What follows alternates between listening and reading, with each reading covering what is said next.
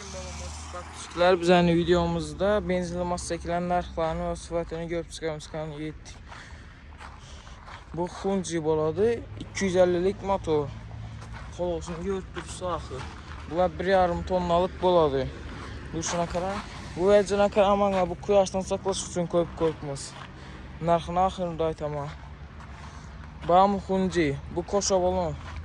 2 balonlu boladı.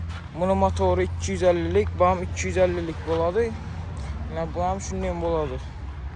Görüb dursa. Bağım şundan. Bunda 2 dənə batiqə, yox 2 dənə var. Bağım bir balonlu. Eğer bu renginden koşa balon gerek olsa bu yeşil yakmasa yine. Şimdi içken boladı bağım. Görüb dursa pek hiç vəzirdir. Bunun motoru 250'lik boladı. Ki Nevstar'la həmmə seviyəm. Dünyada birinci orun duran Nevstar boladı.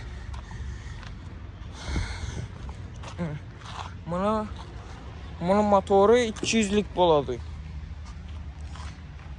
Modası şundan boladı. Bunun kiçilərindən kalmadı. Purketləri, kiçiləri var idi. Bunun nəticə 3 dənə qalıbdı. İndi narxlarını açıb ötəmiz. Kuzbunu görüb dursa 180'ə. Kuzbu 220'ye 180 boladı. Həmməsin kişi boladı.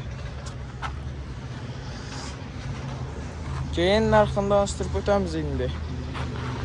Hyundai 28 milyon. Bir balonla həmməsi 28 milyon. Koşa balon 33 milyon boladı. Yine. En sifətli motosikletlər şular boladı. Dünyada birinci olan bir-birindən kalışmıydı onlar. Ətigəm ondan 3-7 dənə qalıbdı. Gələ verəsə, ekran nömrələri vurub alaq açıb gələ verəsə. Əmək qalamız rəxmə.